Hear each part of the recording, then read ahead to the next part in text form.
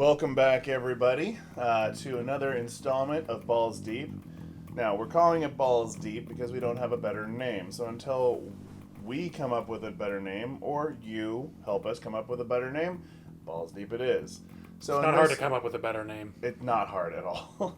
So until we come up with a better name, Balls Deep is going to go balls deep in Interstellar.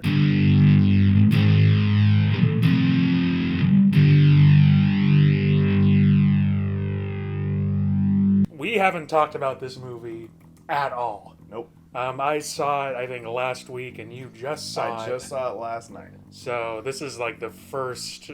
We haven't even said one thing about it yet. We haven't seen each other. We haven't even seen each other since we've seen it. So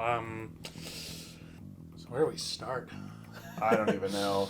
He texted me about the movie. I said, how was the movie? He goes, it is insane. You need to be ready for an emotional roller coaster. Yeah, I mean, I was pretty drained by the end of this movie. I can't tell you how, my palms were sweaty. I couldn't figure out how to sit in my chair. I was so nervous the whole time. Well, especially because your seat is basically shaking for the last, hour. I will say this, that you have to go see it in IMAX if you haven't seen it already. Yeah, even regular theater, I don't think is going to do it enough justice. It's brilliant. It's insane. It makes you think about so many things. They had to do, whoever wrote the script and when they were directing it, they had to do so much research on planetary bodies and spatial effects and just the effects that, you throw a pebble into a pond. And what's that going to do down, along the side or the edge of the pond? You throw 2 or 3 pebbles in there, and what's that going to do to the water? And it's all they think of everything. Yeah, Nolan's scripts have really worked like that recently. It's kind of like they're so tight that it's like any change you make at an earlier scene, it's just going to be this ripple effect through the rest of the script that now everything after it has to kind of be tweaked as well in order to... But it was Christopher Nolan and Jonathan Nolan, his brother, who wrote the screenplay for it. And they had a lot of astrophysicists and I would hope so. scientists as kind of... I heard... I was reading about how when they go through the wormhole, they worked very closely with people who have devoted their lives to that kind of stuff, and researching of how to best visually represent what going through something like that would be like. So Stargate fans, not like that, nothing like that. Not at all. Another thing that I loved, it was because it is an effects-heavy movie, but it's not over the top. Yeah, I feel like in the hands of any other director, it would have just been so busy on the screen, so much with the planets that they go. I mean, the first planet they go to is just water. There's nothing. That's it. But it's still incredible. It's just this vast, endless ocean, and then you have this giant fucking tidal wave, and then the second planet is just ice. Yeah. That's it. It's a frozen tundra. I feel like in the hands of another director, it would have just been these ridiculous environments with just colors and thunderstorms and all that. But Nolan, because he is such a practical effects oriented type of guy, he keeps it very grounded, because with how intense the scenes are, if you just had all this you would lose so much. You would lose so much. You would just get you would be your senses would just be too overwhelmed. See, the audience would go cross-eyed and they'd be like, this movie's stupid. Yeah. I agree with you 100%. I am so happy that they kept everything down to, I don't know if you want to call it a minimum, but it was enough. You don't need to have alien creatures jumping out at you every 30 seconds with explosions and gunfights and somebody stabbing you in the back all at the same time. I think only one explosion in this movie, I want to say.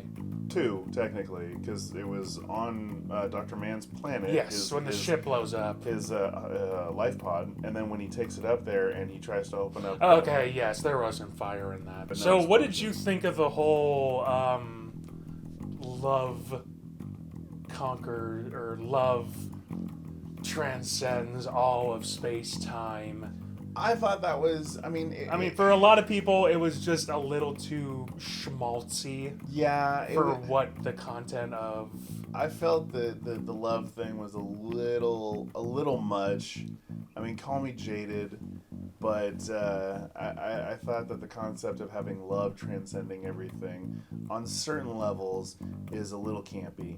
On some levels, it's possible. I mean, we don't really know. I understood what they were. I think I understood what they were trying to jive at. It's just the connection between each individual, or the connection between everything. Kind of like how you can walk into a room. Let's say there's you go over to a couple's house, and they've been in a fight, and you walk into the room, and you sense that they're really angry at each other. You have nothing to base that on, but it's just a feeling. Mm-hmm. It's like you're tapping into that, whatever's going on between them.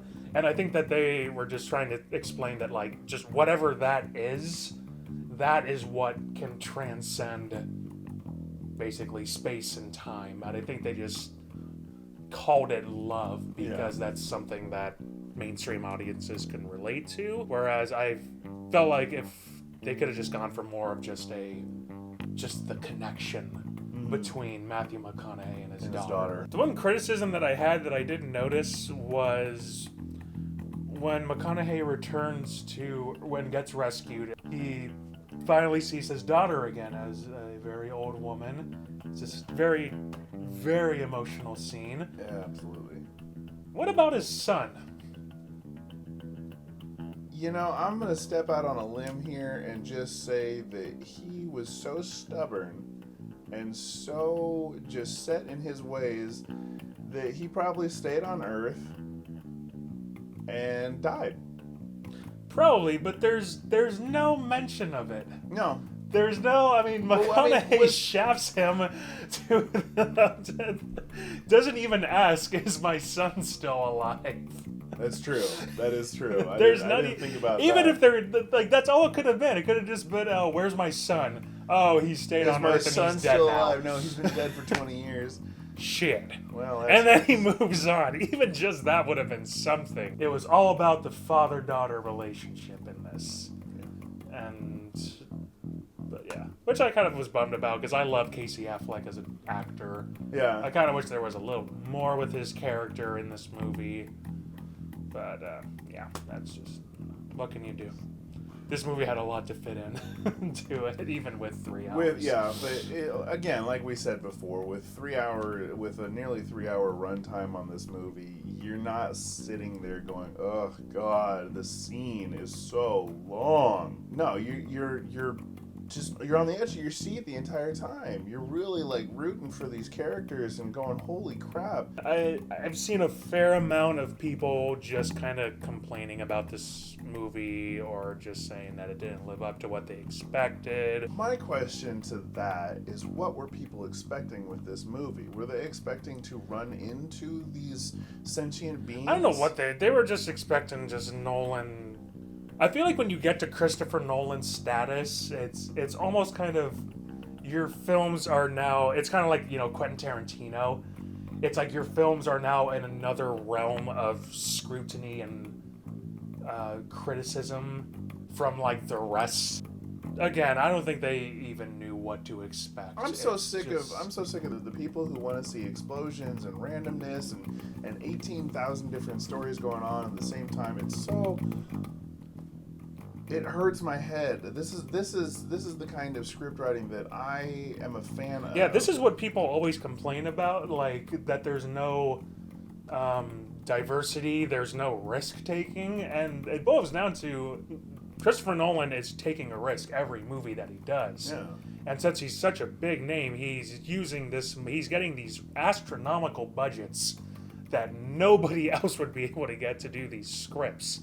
So, even if you didn't like it, just give it kudos for doing something different. I could see this movie even inspiring, youth of not our generation, but youth of the current youngling generation to aspire to be scientists, to aspire to be mathematicians, to be able to do and accomplish these great feats, just like Star Trek did with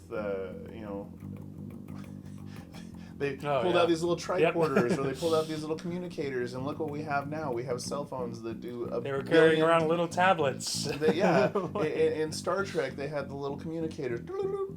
Captain, this is, now we have cell phones that do so much more. This is definitely one of those movies that I could see people aspiring to be, to see things like this come true. I thought the movie was just fantastic. It was brilliantly shot. It was brilliantly scored. The actors were superb. I really feel that this is going to get a lot of awards. I definitely want to put this movie in my collection. I mean, this is definitely one that... Yeah, this is one where as soon as it ended, it was like, I need to watch this again. I definitely want to watch it again. I need to get a full surround sound for my place now, just so I can try to experience some of that IMAX again. Exactly. Yeah, this movie, it dumps a lot in your lap and basically just leaves it there for you to sort through it all. I'm so glad that I got to watch the movie last night and be able to talk about it today. I don't know how Brian was I needed some time to process it. I was pretty frazzled for a couple of days afterwards. It's definitely an emotional roller coaster. Great music to accompany. Absolute spectacle all the way around. So much more emotion. Yes, the spectacle. Well done, Christopher Nolan, and Jonathan Nolan as well with the screenplay. Well done to all of the actors. So, cheers to the crew, the staff, the actors, the talent, the writers, the directors, everybody for this movie. We hope that you get nominated and win many awards.